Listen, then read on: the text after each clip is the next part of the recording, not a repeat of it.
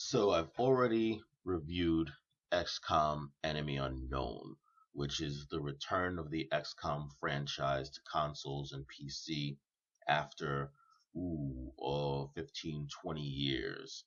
Um, Now they've updated it with XCOM Enemy Within.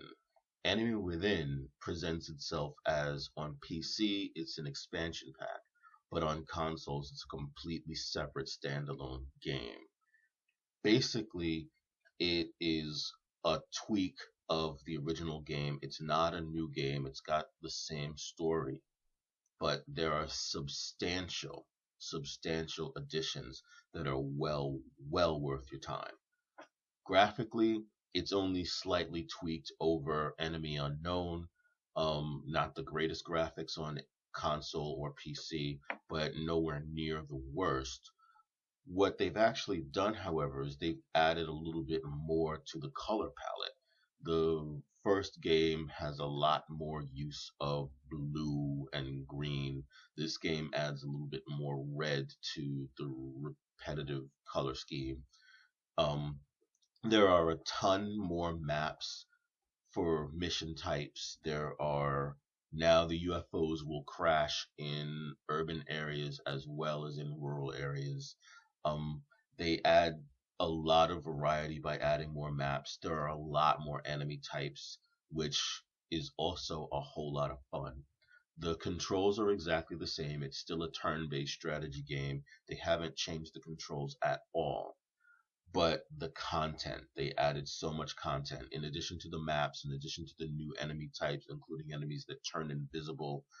They have added new soldier types for you. You can now turn some of your soldiers into cybernetically enhanced troopers that have to equip gigantic mech battle suits to go into battle. The mechs are a lot of fun. They're very powerful. However, the mechs have terrible aim, especially considering that the mechs have like these computer assisted targeting systems on them. And they actually say that they have computer assisted targeting systems. It makes their aim worse. They can't aim for crap.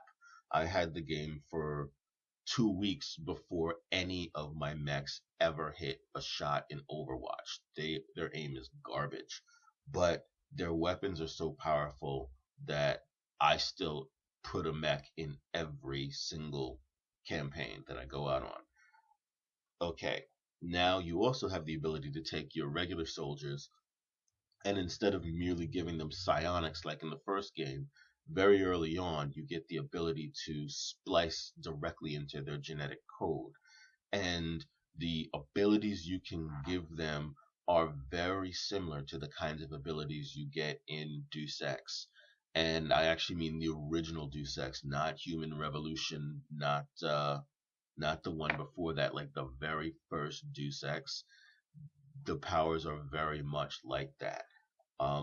The Gene Soldiers are so much fun. They can do everything from turn invisible to heal like Wolverine in combat.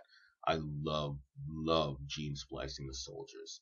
Um, the one tweak about the game that I do not like is now when you line up a shot for your characters, in the original game, you had a shot percentage that it showed you on screen before you effectively pulled the trigger. And that was pretty accurate. If the game told you you had a 90% chance to make the shot, you were going to miss 1 in 10 times.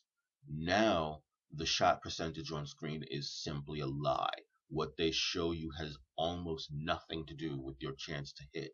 You will routinely miss 98% shots. You will basically hit 70% shots about 40% of the time. The number on screen is just a lie at this point, and I can't stand that as the one negative I have about this game.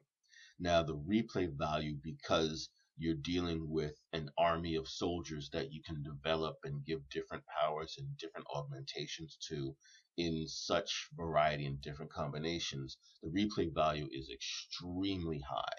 The new maps just add to that, and the game is a lot of fun. Ultimately, I'm going to score this game. I'm scoring it on a star scale from 0 to 5. I'm gonna give it 4 stars. This is a game that probably I would have given it 5 stars if it wasn't for how much the shot percentage is lying to you. I mean, missing 3 99% shots in a row in a single turn is unacceptable. So the game is 4 stars. I highly recommend it if you love turn-based strategy like I do. You need this game. You need this expansion pack.